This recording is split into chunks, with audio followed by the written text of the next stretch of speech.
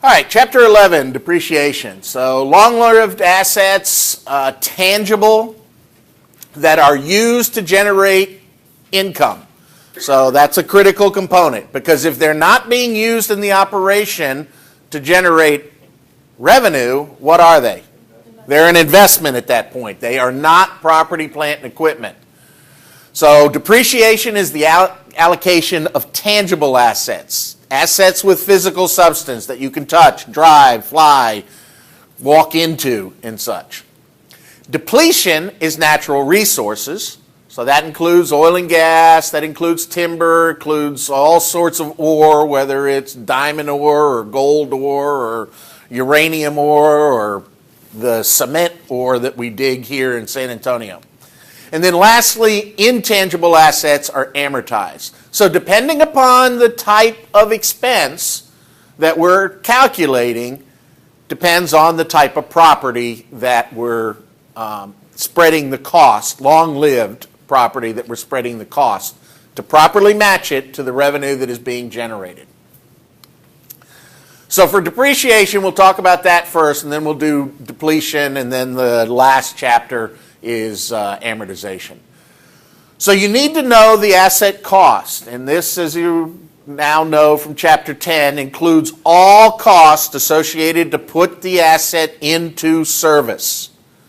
So freight, sales tax, installation, calibration, everything that it takes in order to get the asset ready to generate revenue.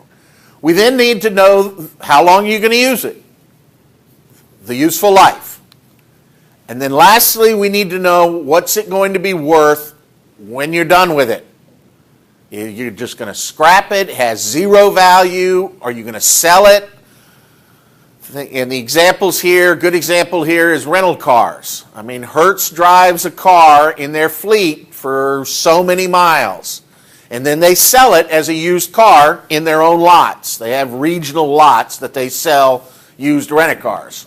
Although for the life of me, I don't know why anybody buy a rental car. That's a tough life. People are not very tender with rental cars.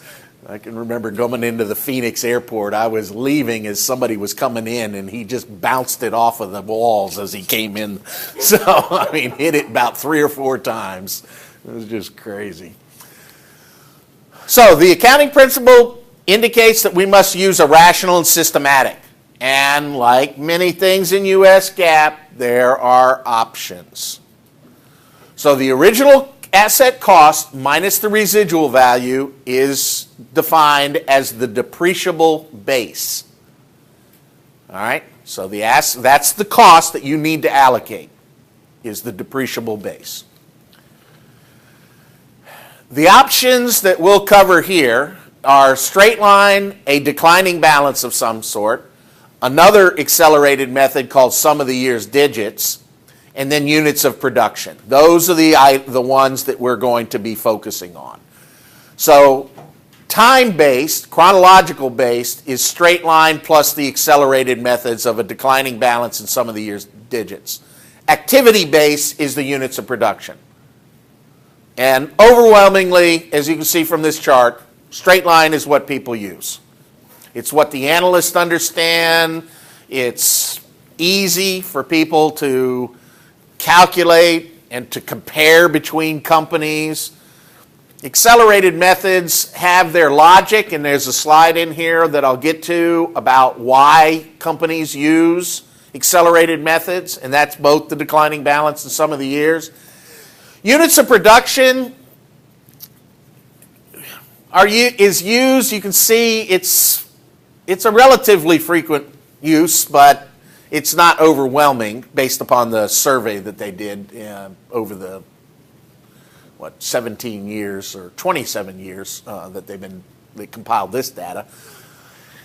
Units of production make sense for things like miles. So if you've got a delivery truck, you've got a taxi, you've got a fleet vehicle, you can take the depreciable base, divide it by the number of miles that you know up front you're going to drive this particular vehicle. In the case of, I think Hertz retires theirs at about 80,000 miles.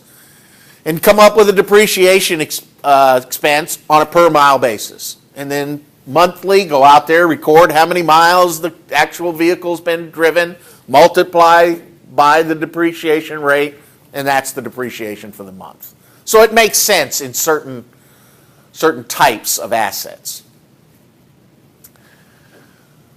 So I talked about the depreciable base. The time-based are straight line, the accelerated, which is sum of the year's digits, and declining balance. And there are 3 options that are frequently used in declining balance. And then the activity-based is units of production. So we're also going to talk, I'll introduce you to group depreciation. I don't know that anybody uses it anymore. Group depreciation made sense back when you were calculating all this with pen and paper, you know, using a 10-key calculator with a long white piece of paper coming out the top. But now with a computer system, it doesn't make sense to do group because you can just enter in the assets individually and the computer will depreciate it. So it's not a time-saving method, but I'll at least introduce it. Okay. Straight line depreciation overwhelmingly is what is used. It's the depreciable base, the original cost minus the estimated salvage or residual value, divided by the useful life. Same depreciation, month in, month out. All right? Accelerated methods, where this makes sense, and I'll talk about how you calculate some of the years here in a second, but let me touch on why people do this. When assets are brand new, they should be, logically, at the peak of their revenue generating life. They're brand new. They don't break down, they don't require much maintenance, they're the newest technology that's available. So if you're going to match the revenue of an asset at its peak life, why not depreciate it at its peak? Okay? So that's what accelerated methods do, both declining balance and sum of the year's digits. You saw on that chart, sum of the year's digits is not used very often. At first blush, it doesn't make any logical sense. It's an algebraic solution to business decision. So it's the number of years remaining in the life, 5-year asset. In year 1, you have 5 years remaining, divided by the sum of all the digits. 5, 4, 3, 2, 1. Or for a 3-year asset, 3, 2, 1. The formula for this is very straightforward. It's the life times the life plus 1, divided by 2. So, 5-year asset, sum of the year's digits is 15. 5 times 6 is 30, divided by 2 is 15. A 3-year asset, it's 3 times 4, which is 12, divided by 2, 6. So on. So 20-year asset, 20 times 21, 420, divided by 2, 210. So that's all it is. All right, n times n plus 1, n being the useful life, parentheses, divided by 2. All right? So what this does is it front-end loads the depreciation expense. And the major reason for that is the revenue should be higher in the earlier years. So might as well take the more depreciation. The second, more common method, and this is loosely what the IRS tax code uses, is a declining balance. So they have in the IRS code something called MAKERS, which is Modified Accelerated Cost Recovery System that was introduced back in the 1980s. And there's a table in your IRS book for fixed asset depreciation. So, and it has 3-year property, 5-year property, 7-year property, 15, 20, I don't know how many. But there's a table there that tells you how much depreciation you can take in year 1, year 2, and so forth and so on. And it gives you a little factor. You multiply it by the asset base, and that gives you the depreciation for the year. So, straightforward. It's some sort of M. M is what kind of method you're using, and double declining method is double. All right, so that's 2. But you also have 125% declining balance and 150% declining balance. So M is times the straight line rate. So what's the straight line rate for a 5-year asset? What is the rate as a percentage if you've got a 5-year useful life? Anybody got a guess? If you're going to divide by 5, what is that as a percentage? 20%. Thank you. You're going to take 100%, divide it by the number of years. So a 3-year asset is 33.33%. A 4-year asset is 25%. A 5-year asset is 20%. A 6-year asset is 16 2/3. So forth and so on. All right? Double declining, which is what I'll be testing you on the final. Double declining for a 3-year asset is 66 2/3%. Double the straight line rate. All right? For a 5-year asset, it's 40%, because straight line rate is 20%, double 40%. Okay? So 125% of a 5-year asset is 20% plus 5%. So 25%. 150% of a 5-year asset is 30%. So whatever the straight line rate is, you multiply it by this factor, depending upon the method that you select.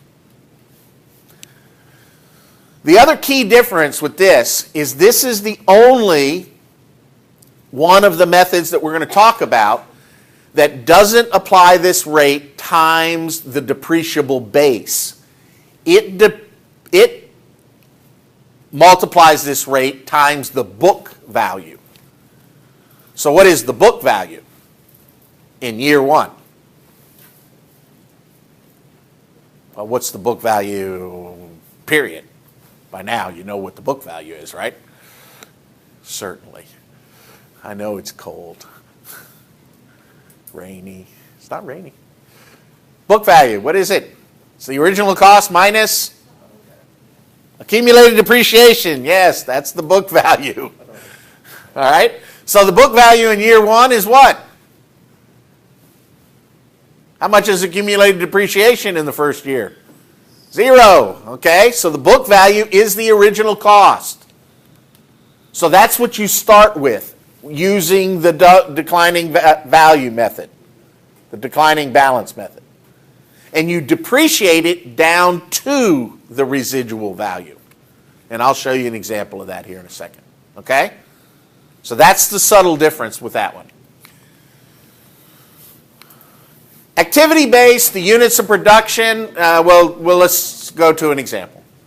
We have an asset cost of $120,000. It was purchased on the first of the year. Residual value of $20,000, so the depreciable base is $100,000 even, to make it simple.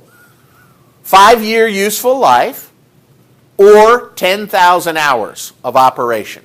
So this may be a diesel generator. Diesel generators cut on and off depending upon the power demands of whatever it's hooked up to. All right? And it's got a little hour meter on it that every time it turns on, the little Hobbs meter sits there and runs in 1/6 of an hour increments. Okay? And then it tells you the usage throughout the life of this. Now, a key here is that usage doesn't add up to 10,000 hours. It was only 9,700 hours is what that adds up to, trust me. Did that yesterday. So, straight line, take the depreciable base of $100,000, divide it by 5, $20,000 a year. Year in and year out, which is why most companies use this. It's extremely simple. All right? Sum of the year's digits. 5-year property, 5 times 6 is 30, divide by 2 is 15. So in the first year, there's 5 years left in the life of this asset. So 5/15 is 1/3, $33,333. Year 2, 4/15, $26,667. 1/5 in year 3, because there's 3 years left, $20,000, then $13,333, and finally $6,667. In each case, the book value at the very end is always $20,000, because that's the residual value that we estimated when we bought the asset. All right, everybody clear on some of the year's digits? We'll do 2 declining balances. 1, double declining, so straight line rate 20%, double that 40%, times the book value at the beginning of the year. So the $120,000. Don't make the mistake of using the depreciable base. That's the most common error that I see on this problem. So $48,000 is our depreciation for year 1. Subtract that from the original cost of $120,000, we get $72,000 as a book value. That's the book value for year 2. 40% of that is $28,800, leaving you with $43,200. $17,280. Now, you have a book value at the end of year 3 of $25,900. If you multiply that by 40%, you're going to get 10,000 something, right? Too much. You'll drive the book value below the salvage, the 20,000. So in year 4, you're only going to take depreciation to bring it from the book value down to the salvage value. And then there's no depreciation taken in year 5. All right? 150%. Straight line rate of 20%. 150% of that is 30%. Same exercise. 30% of 120,000 is 36,000, leaving you with 84. 25,200. Now you got 58,800, so forth and so on, until you get to year 5 now. If you take 30% of 28,000, you're going to get something like $8,400 or something. Not enough. It'll be below. It'll leave you more than $20,000 book value at the end of the year, because there's not enough depreciation under this 30% rate. Once again, in year 5, you take whatever it is needed to bring the book value down to the residual value. In this case, $8,812, which is more depreciation than would have been taken otherwise. Okay? And we'll do, like I said, lots and lots and lots of examples. All right. Activity base. We estimated that it's going to be 100,000 hours. Go back to the depreciable base of $100,000, and you get $10 per hour. In the first year, you ran this generator for 2,100 hours. 21,000 is the depreciation. Second year, 2,500 hours, 25,000 depreciation. All the way down. Now at year 5 in 2016, you ran it for 1,000 hours. That would be a depreciation expense of only $10,000, because this doesn't add up to the estimate that we had. So in year 5, we're going to take $13,000 in depreciation to once again bring the book value from the year 4 end of $33,000 down to $20,000. All right? Because we're going to catch up for the 300 hours that this didn't run for reasons Reality is always different than estimates. All right? Does everyone understand those straight line, sum of the year's digits, declining balance, whether it's 125, 150, or 200%, and then units of production? Straightforward. This shouldn't be complicated. All right. The entry is always, you've been doing this since pretty much chapter 2. The entry is always depreciation expense is the debit, the credit is the contra asset account, accumulated depreciation.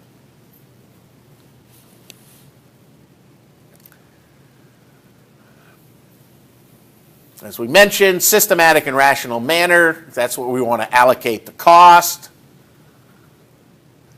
This is a comparison of the various alternatives between straight line, sum of the year's digits, and double declining balance. More depreciation is taken in the early years than later. And another logic behind an accelerated method, whether it's sum of the year's digits or declining balance, is that as machinery ages, whether it's a delivery truck or an airplane or a manufacturing piece of equipment, maintenance on that particular equipment should go up. As it gets older, things break, things wear out, you have to start tweaking it and, handling a little tender love and care to keep the darn thing running until it reaches the end of its useful life. Well, as the maintenance cost goes up, with an accelerated depreciation method, the depreciation expense goes down. So it kind of flattens it out. And that's what's here. So as total maintenance starts to increase, depreciation goes down. So the total cost, the total expense on this particular machine stays the same.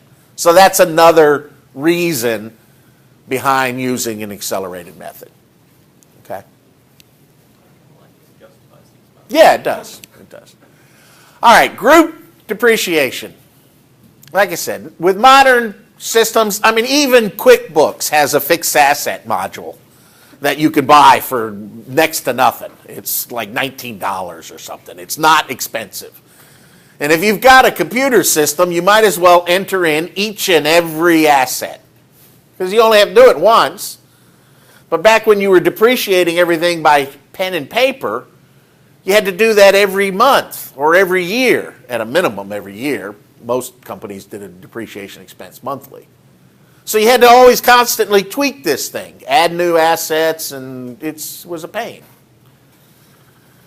So group depreciation, if you buy a block of assets that are the same, they all cost the same useful lives, the same salvage values, then you could just do one line item on your little schedule in your 10-column worksheet that you used to have to put into your work papers.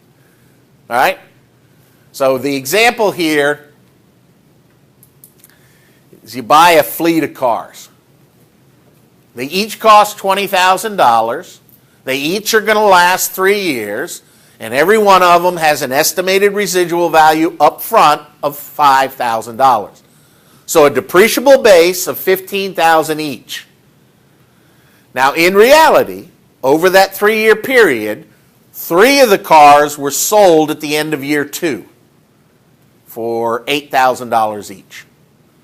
Another 5 of the remaining 8 were sold at the end of the estimated useful life. You thought you were going to drive these cars for 3 years. 8 of them, 3 you got rid of at the end of year 2. The other 5 you got rid of at the end of year 3.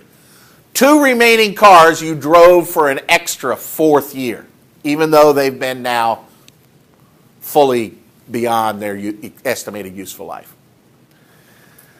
The odd tweak with group depreciation is you do not calculate any gain or loss on the sale of the asset until you sell the last of the group assets. So, here's the recording. You bought 10 cars at $20,000 each. You depreciate it under a straight line basis, 15,000 depreciable base over 3 years. That's $5,000 each car. 10 cars, $50,000. Same with year 2. At the end of year 2, you're going to sell 3 of the cars for $8,000 each. That's the net cash proceeds of $24,000. The 3 cars originally cost you $60,000, $20,000 each. You lower accumulated depreciation account by the difference, the $36,000. That's all you're doing so far. With me so far? The next batch of 5, well, now you're going to depreciate the remaining cars. Okay, you still have 8 cars, and you've got a book value of those. You removed $60,000 of it. You've now got a remaining original cost of $140,000. 25% of that remaining is $35,000. So that's the 3rd year depreciation. All right? Then, and the reason it's 25% because it was $5,000 each car for a total of $20,000. So that's a 25% depreciation rate because it includes the salvage value. Yes? Total of the whole fleet cost you $200,000. You were taking $50,000 per year. That's 25%. So now you've only got $140,000 left. 25% of that is $35,000. That's the depreciation for the 3rd year. Then you sell off another 5 cars. $6,000 each is $30,000. Those 5 cars originally cost you $100,000. Lower accumulated depreciation by the $70,000 needed to balance the journal entry. Now, you've got one last batch of cars. So the depreciation on those last 2 cars for the last year that you operate them is $1,000. So you're not going to depreciate them below their residual value because what you have left is $11,000 in book value in this. So trust me, if you do the T accounts, you've got original cost of $40,000 and $29,000 in accumulated depreciation after you do all the debits and credits. So you only have $1,000 left in that batch of cars to bring it down to their salvage value of $5,000 each. So that's your depreciation expense for year 4. Then, now you sell these last 2 cars for $4,800. That's cash proceeds of $9,600. You're going to dispose the cars. Now has a book value of $10,000, right? The 2 salvage values of 5.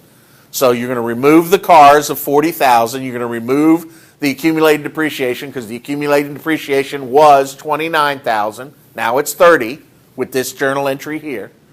And you have a loss on property, plant, and equipment. For the entire fleet, you lost $400. That's it.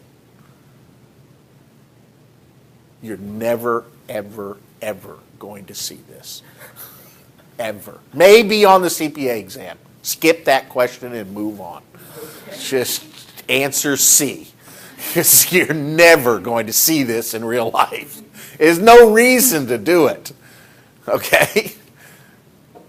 All right. Additional things associated with depreciation. Partial periods. Very few pieces of property, plant, and equipment are purchased on New Year's Day. Next to none. Everybody's at home recovering and watching football. All right? That's what we do. Well, at least here in America. So, if you buy it on any other day throughout the year, how much depreciation do you take? Now, once again, with a modern computer system, you can type in the day, all the details as far as salvage value and useful life, and it will calculate depreciation on a daily basis. It will tell you how much depreciation to take. If you buy something on June 17th, it will give you the 14 days remaining in June's depreciation. It's easy. That's called a daily convention. That's not what we used to do back when we were pad and paper. We either did it on a nearest day, nearest month, nearest whole month, nearest whole year, or something called a half-year convention. Nearest month. If you buy it before the 15th of the month, you take the whole month depreciation in the first month that you buy it. If you buy it on the 16th and beyond, you take nothing the first month and you don't start depreciating it until the next month. Straightforward. Half year, or close nearest whole year. If you buy it from January 1 to June 30th, you take an entire year's worth of depreciation. If you buy it from July 1 to December 31st, you take nothing. Okay? It's just whatever the closest to the whole year. The half-year convention is it doesn't matter when you buy it. Doesn't matter if you buy it on January 1 or December 31st. You take a half year's convention, half year's depreciation on everything you buy. And assuming that you buy things on a consistent basis throughout the year, it evens out. So those are the options for partial years. All right? So straight line depreciation, partial period, closest month. You're going to buy something on August 18th. So you're not going to include August. So how many months are left from September 1 to December 31st? See if you guys can start thinking in quarters. 4. Very good. It's the entire fourth quarter, which is October, November, December, plus a month. So 4 months, plus it said that on the board. All you had to do is read the slide. So 4/12 of the 2,000, that's the straight line, because this is a zero residual value, 3-year asset. So $2,000 a year under straight line, $666 in year 1. And then in year 4, you would take the remaining $1,333. Straight line's easy with this whole partial period stuff. Not so much the accelerated methods. And I'm going to introduce it today. I'll reinforce it come Tuesday, so don't get too overwhelmed on this slide. First, you need to calculate the depreciation on an annual basis. So sum of the year's digits, 3 times 4 is 12, divided by 2 is 6. 3/6 is half of the $6,000. So if you had bought this on January 1, you'd have taken $3,000 depreciation in the first year. But you didn't. You bought it on August the 18th. So back to the 4, the closest whole month, 4/12 of the $3,000 is $1,000. All right? Because that's 1/3. 4/12 is 1/3. You still have, in year 2, the remaining 8/12 of that first full year, fiscal year, ownership on this asset, whatever it is. So you take the remaining $2,000 of that 3,000, because you took 1,000 in 2000. Let's call this 2011, 12, 13, 14 to make it simple. So in 2011, you took 1,000. You've got 2,000 left of that first 12 months of the asset's life. Is this making sense? Yes? A wee bit? All right. Then you've got 4 months in 2012, the last 4 months, September, October, November, and December, of the second year's depreciation of $2,000. So you take 4/12 of $2,000, that's $667. Add it to the $2,000, the total depreciation for 2012 is $2,667. That's all you're doing. is you're just splitting it between the 2 years each and every time. Okay. Right? Same with double declining. Straight line rate is 33 1/3. Double declining is 66 2/3. $4,000 is the first year's depreciation. 4/12 of that is $1,333. 8/12 of that is $2,667, plus you have $2,000 left at the end of a full year. 2,000 times 66 2/3 is 1,333. 4/12 of the 1,333 is whatever that is. Let's see. Whatever 2,000, so that's 400 and something, 390. And then then you would do the same, because the last year is 667. That's what you have left to come up with your because at the end of this, you have just 667 left. So that's your depreciation for the final year. You don't multiply it by the 66 2/3, and then that gives you the final year's depreciation. So all you're doing is you're spanning the annual depreciation over calendar years. And I'll do a graph of that on Tuesday of time and show you the depreciation. Okay? All right. So that's partial. Half-year convention, once again, it's nothing in the first year on straight line, because you're not going to take anything if this was 2010, because it's not a half a year. Oh, no, this is the half-year convention. They didn't do the whole year convention. So half-year convention, you're going to take half in the first year, and then in the last year, take the other half. So that's straightforward. Some of the year's digits, you're going to take half of the 3,000, and then the 3,000 plus half of the 2,000, and then half of the 2,000 plus half of the 1,000, leaving you the other half of the 1,000. Same with double declining. Okay? That's the half-year convention. All right. Changes in depreciation. All of this is predicated on some estimates that we make. Estimates, by their very nature, are sometimes inaccurate. Things change. You may expect to use a piece of machinery for 10 years, but after 6 years, it may break down so much, the maintenance cost might be so exorbitant, or the technology changes to the point that replacing it is going to, sooner than later, makes economic sense. So what do?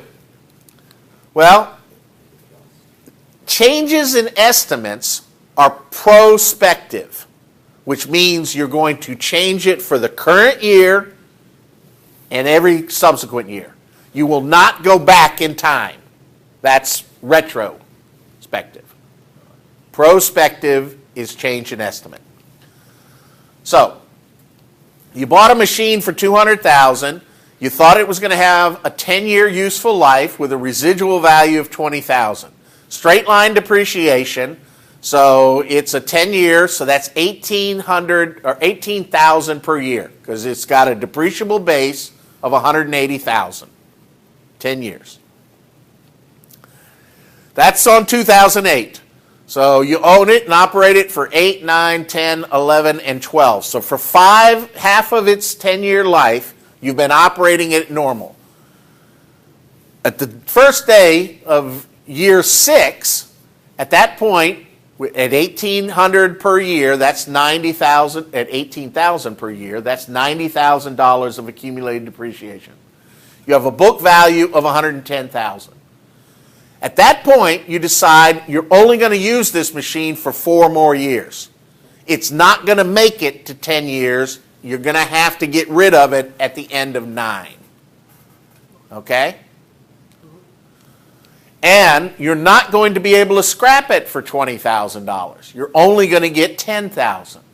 You take the remaining book value, the $110,000, subtract the newly revised scrap value of $10,000. Now you have a depreciable base of $100,000 with 4 years left, $25,000 a year. So you take the depreciation expense that was $18,000 and you revise it for the current year and the 4 remaining years you have left.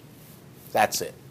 And we'll be seeing this twice because we also talk about this in the very last chapter of this entire book on changes in estimates, errors, and such. So we'll revisit this. Changes in depreciation. This needs to be footnoted as to why.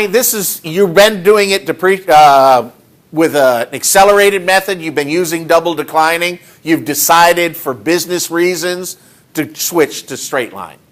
So this really is a change in an accounting principle, but this also is done prospectively. All right? Normally, changes in accounting principle, if you change from LIFO to FIFO, for instance, inventory method, you have to do that retrospectively. You have to change all of the prior years as if you had been using the new one. Depreciation is an exception. So you only do it, even though it's called a change in estimate, it is affected by change in accounting principle. So you only do it going forward. All right? Correction of errors. That's a prior period. You estimated in that last example that you had a $20,000 residual value. The accountant that was calculating this didn't take that into account. So on that 10-year asset, rather than $18,000 per year, they were taking $20,000 per year. They made a mistake. People are human. That is a retrospective. You go back, restate your books as if it would have been correct all along. Okay? And the change goes to retained earnings. All right? So previous statements are restated on the ones that you display. So if you're only displaying a 3-year financial statement, 3 comparative years, you don't have to go back to year 4 and year 5 because you're not displaying that. You're not releasing that. Okay? All right. Accretion, we've already kind of talked about this. Accretion is similar to interest, but it's an increase in a liability for a legal obligation in the future. And you'll recognize this example in a second here. You had that $100,000 for that retail store that at the end of the 10-year lease, you had to restore the building back to its original condition.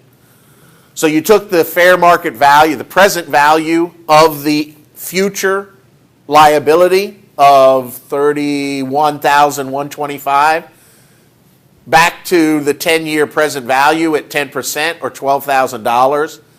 And that's a leasehold improvement of $112 with a liability of an asset retirement obligation at $12.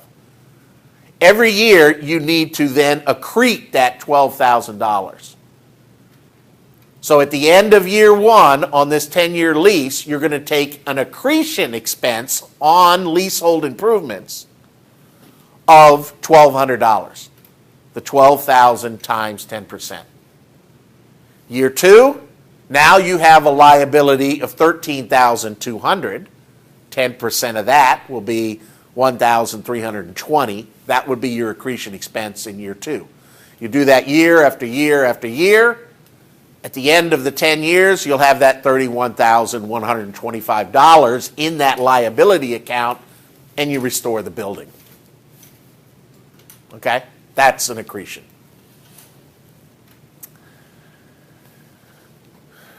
Well, here's the depreciation, and then here's the accretion, the 10%. Add it to the liability. This slide's just showing you the journal entries. Impairment is remember when we were doing inventory that you had to go through and you had to look at inventory to bring it down to the lower of cost or market? This is a similar exercise. Very rare. Never in my 25 plus year career in accounting did I ever have to write down an impairment loss on a piece of property, plant, and equipment. I've never had to do that. However, it's out there. It's part of U.S. GAAP. It's a very favorite question in the multiple choice on the far section of the CPA exam, so I'm going to introduce it to you, and then we'll be done with it. On this one, what you have to do is you have to sit there and calculate the cash flow on the asset. Is the asset reducing cost? Is it generating revenue? What is it doing?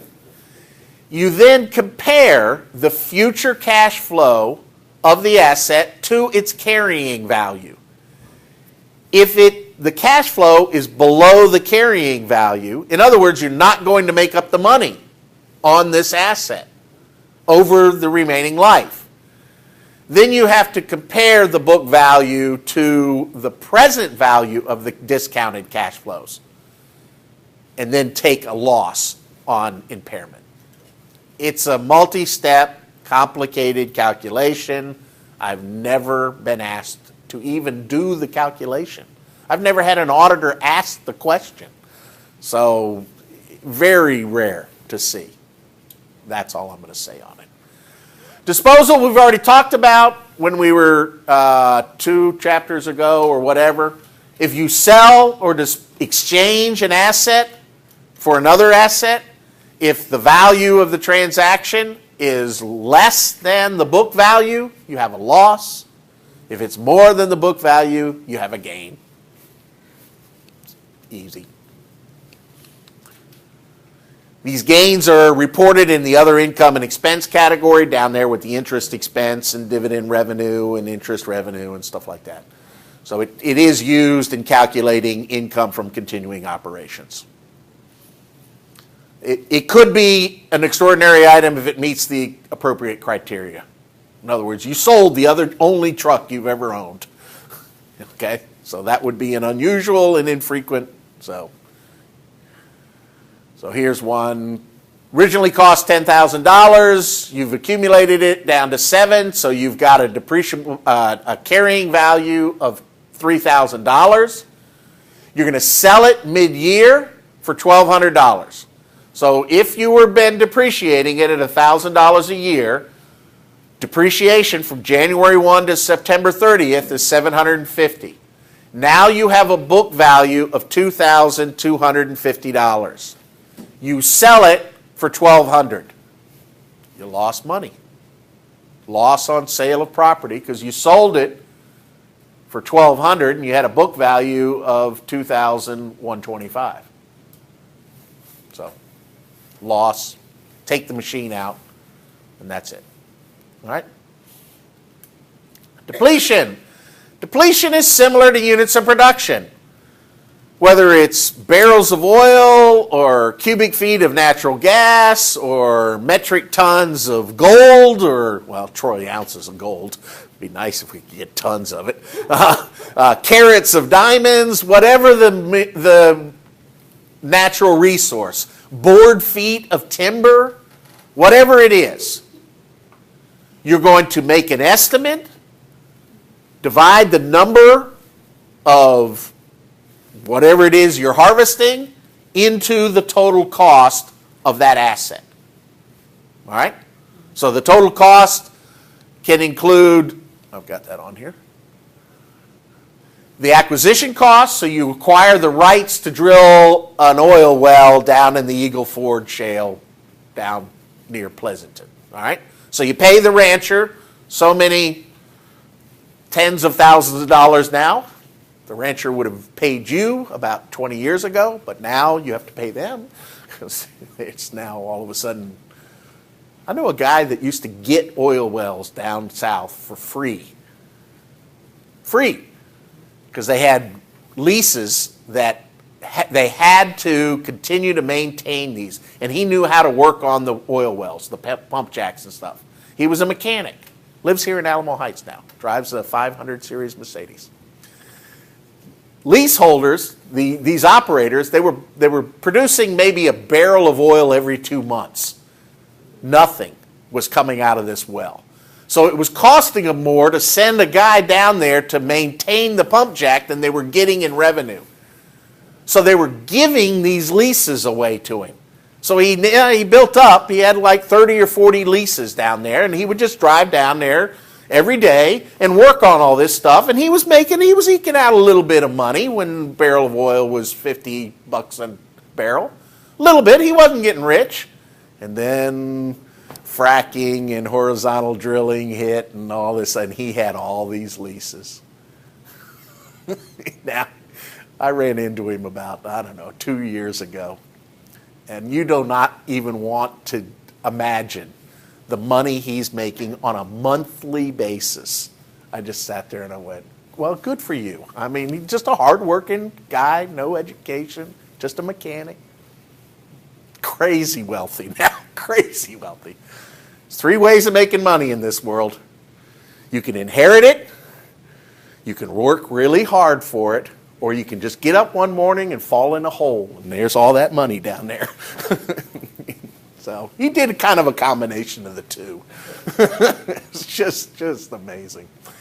So it includes the cost of the lease, any cost of exploring it in order to turn it into a production well.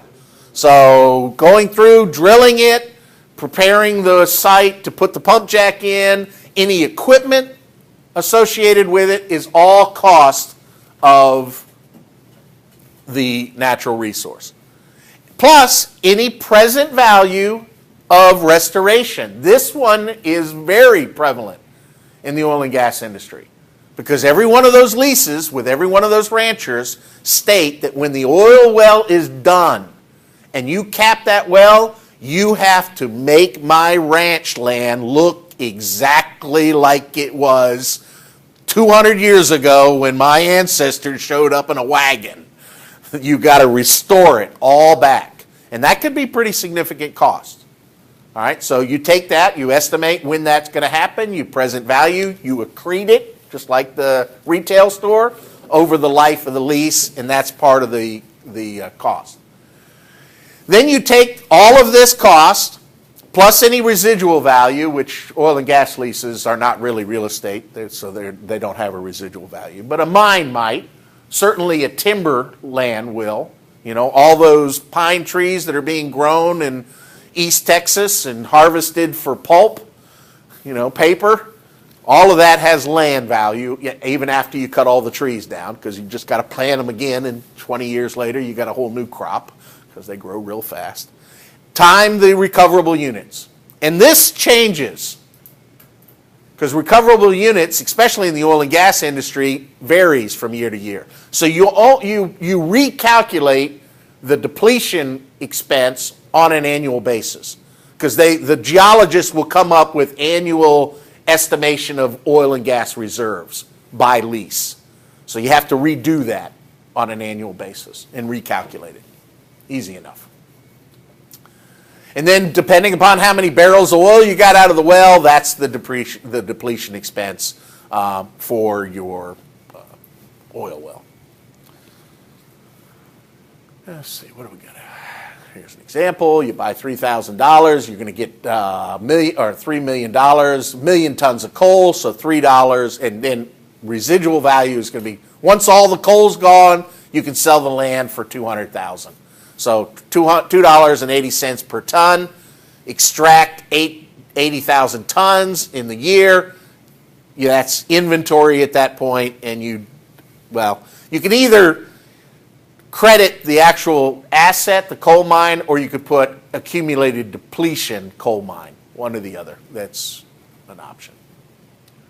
That's it. Questions? All right. Try not to freeze to death out there.